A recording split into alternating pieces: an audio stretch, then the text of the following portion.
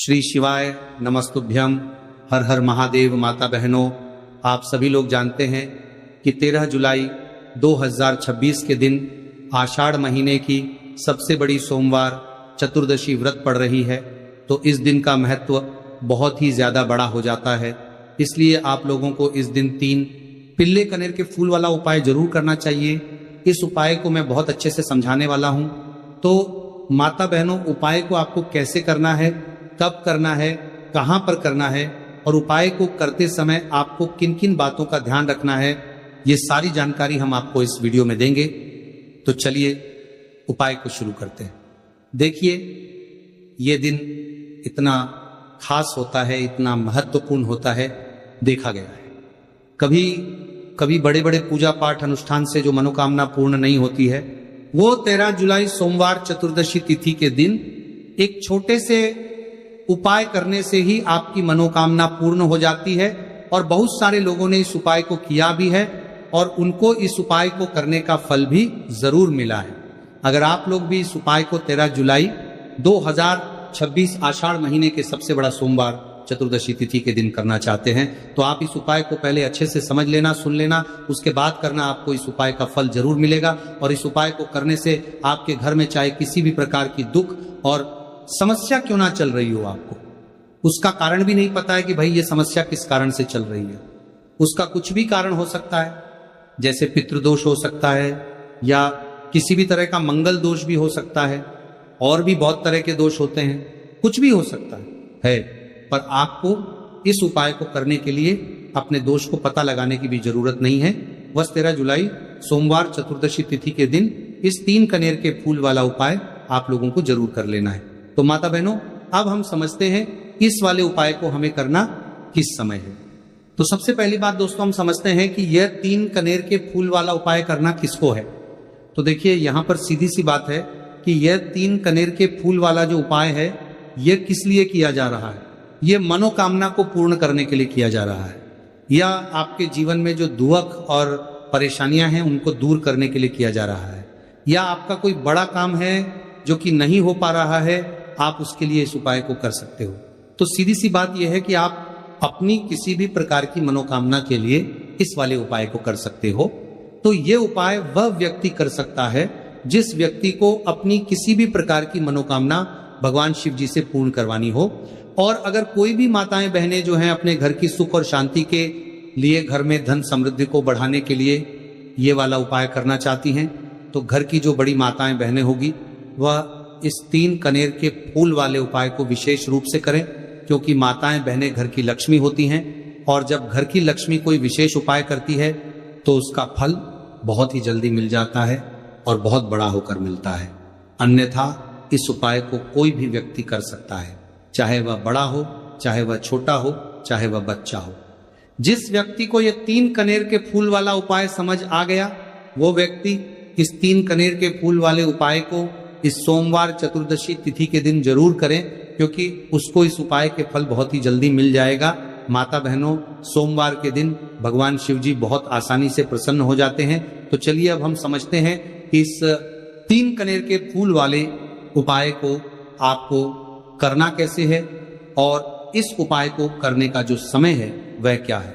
तो देखिए, इस सोमवार चतुर्दशी के दिन किए जाने वाले यह 3 कनेर के फूल वाला जो उपाय है, यह मुख्य रूप से सुबह के समय होगा। किस समय होगा?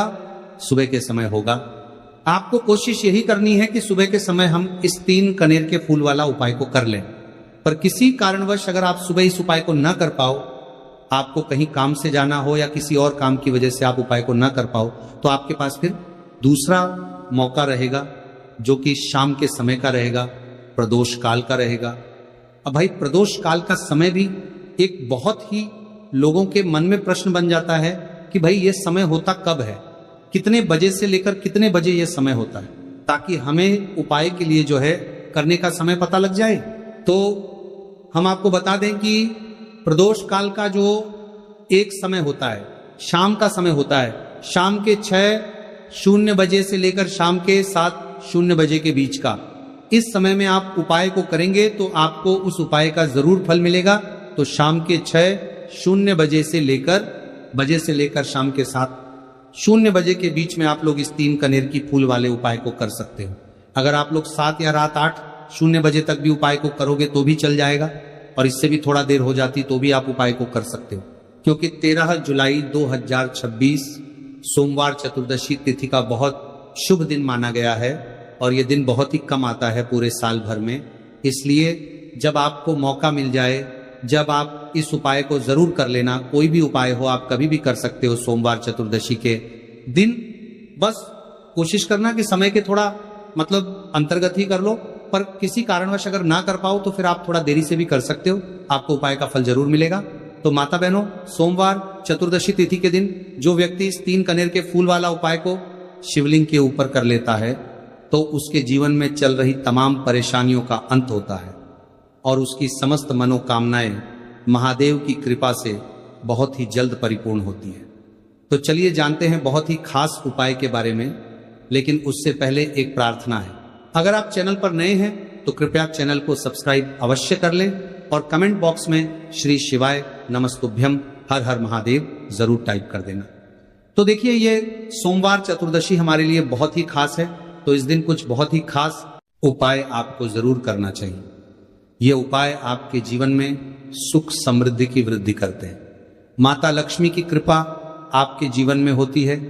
आपका चाहे जितना भी दुर्भाग्य चल रहा हो, मैं कहता हूं कि अगर आप इस सोमवार चतुर्दशी तिथि के दिन 3 कनेर के फूल वाला उपाय कर लेते हैं तो आपका सारा दुर्भाग्य महादेव की कृपा से बहुत ही जल्द सौभाग्य में बदल जाएगा है।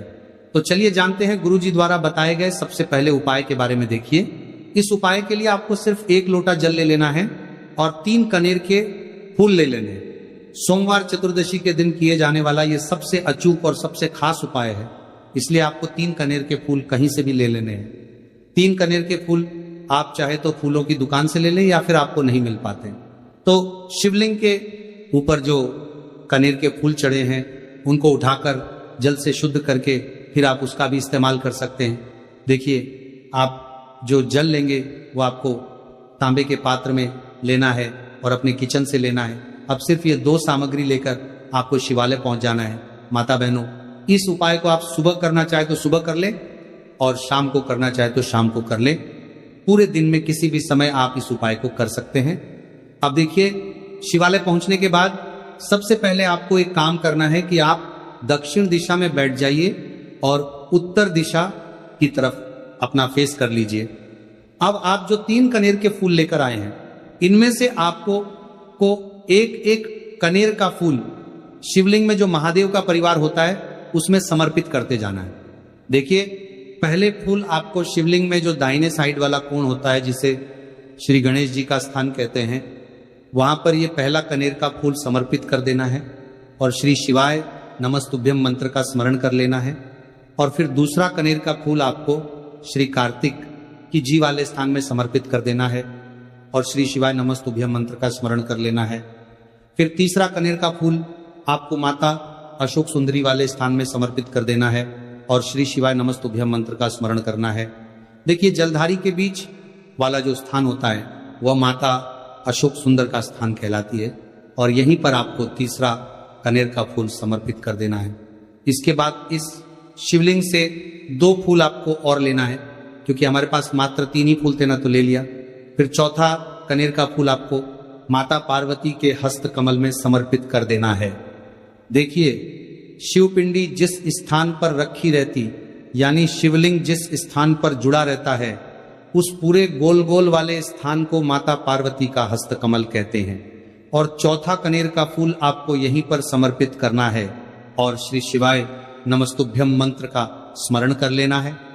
इसके बाद आपको 5वां कनेर का फूल शिवलिंग के ऊपर समर्पित कर देना है और महादेव से अपनी मनोकामना बोल देनी है। देखिए, यह उपाय उन लोगों को करना है जिनकी कोई विशेष मनोकामना है जो अभी तक परिपूर्ण ही नहीं हो पा रही है। बहुत सारे उपाय कर चुके हैं, बहुत सारे टोटके कर चुके हैं, तो मैं कह रहा हूं कि ऐसे लोगों को यह विशेष उपाय सोमवार चतुर्दशी तिथि के दिन जरूर करना चाहिए। 5वां, फूल समर्पित करते हुए यानी शिवलिंग के ऊपर रखते हुए आपको अपनी मनोकामना बोल देनी है और यह फूल शिवलिंग के ऊपर समर्पित कर देना है। अगर आप शिव परिवार के बारे में नहीं जानते हैं तो सामने स्क्रीन पर आपको एक पिक्चर दिखाई जा रही है। इसमें पूरा शिव परिवार दिखाया जा रहा है कि कहाँ गणेश जी का स्थान होता है, कहाँ कार्तिकेय जी का स्थान होता है, या फिर कहाँ माता अशोक सुंदरी का स्थान होता है।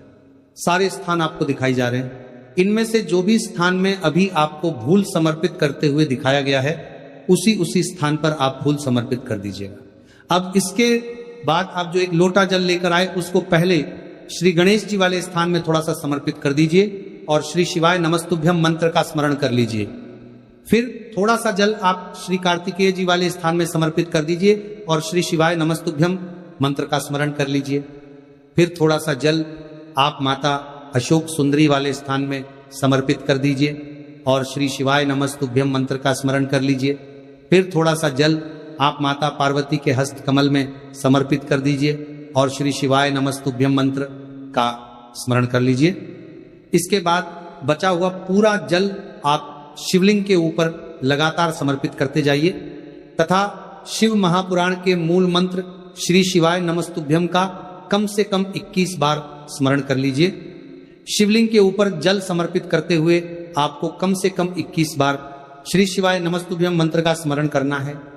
जो भी व्यक्ति इस सोमवार चतुर्दशी तिथि के दिन इस उपाय को कर लेता है तो उसकी मनोकामना महादेव की कृपा से बहुत ही जल्द परिपूर्ण हो जाती है। तो इस विशेष उपाय को आप जरूर करिएगा। अब जानते हैं दूसरे खास उपाय के बारे में। यह उपाय भी आपके लिए बहुत ही खास होने वाला है तथा आपकी सारी समस्याओं को समाप्त करने वाला है। देखिए, इस उपाय के लिए आपको सबसे पहले एक लोटा जल ले लेना है। तांबे के पात्र में आपको अपने किचन से जल ले लेना है।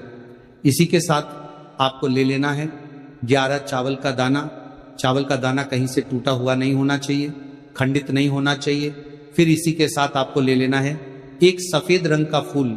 यह सफेद रंग का फूल महादेव को अत्यधिक प्रिय होता है और यही आपके सारे कार्यों को सफल करेगा, आपके सारे मनोरथ को पूरा करेगा।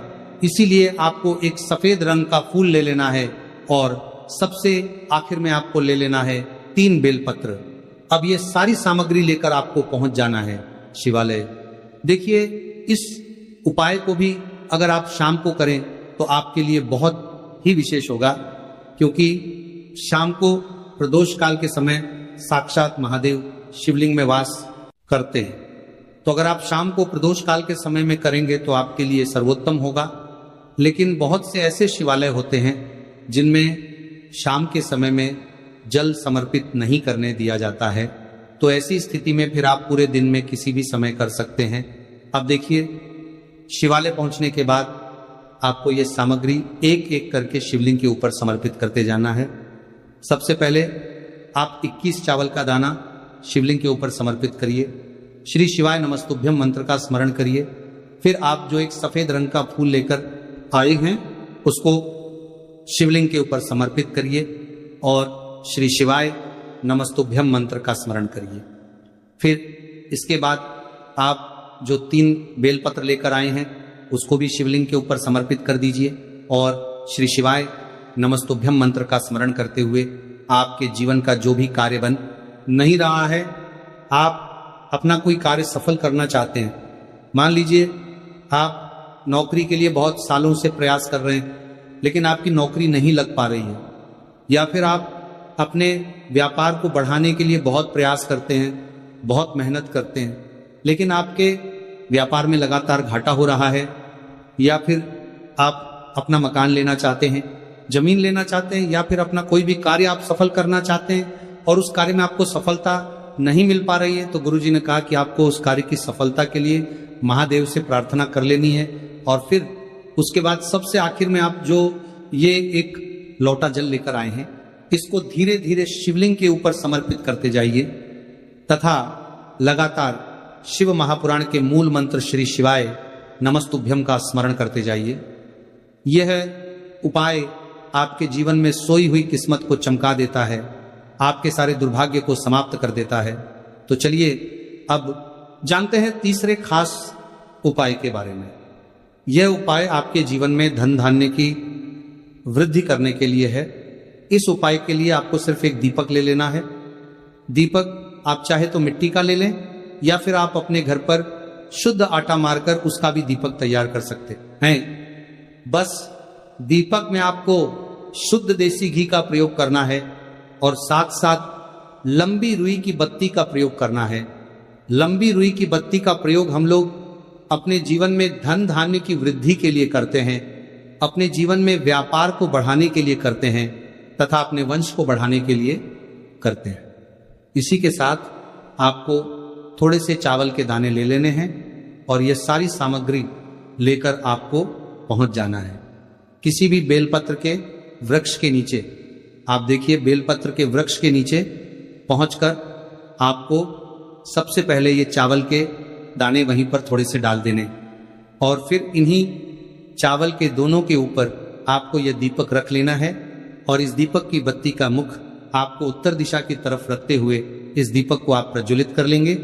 दीपक प्रज्वलित करने के बाद आपको कम से कम 11 बार या 21 बार या 108 बार श्री शिवाय नमस्तुभ्य का स्मरण कर लेना है तथा महादेव से और माता पार्वती से प्रार्थना कर लेने की मेरे जीवन में जो धन की समस्या चल रही है, मेरे जीवन में जो दुर्भाग्य बना हुआ धन की वजह से मैं अपना कोई कार्य नहीं कर पा रहा हूं, धन की वजह से जो भी आपके जीवन में समस्या चल रही है उसको दूर करने की महादेव से और माता पार्वती से प्रार्थना करते हुए फिर आप वापस अपने घर आ जाइए।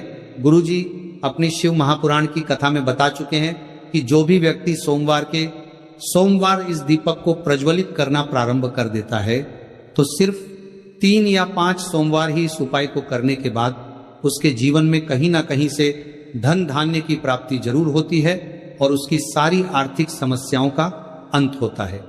तो दोस्तों, ये थे पूज्य गुरुजी द्वारा बताए गए कुछ बहुत ही खास उपाय। अगर आपको जानकारी अच्छी लगी हो तो वीडियो लाइक और चैनल को सब्सक्राइब करें। मिलते हैं फिर एक नए वीडियो के साथ। श्री शिवाय नमस्तुभ्यम। इस वीडियो में दिखाई गई कथा केवल धार्मिक प्रेरणा के लिए है। इसमें प्रयोग की गई आवाज कृत्रिम AI जनरेटेड है और इसका उद्देश्य किसी भी व्यक्ति की नकल करना नहीं है।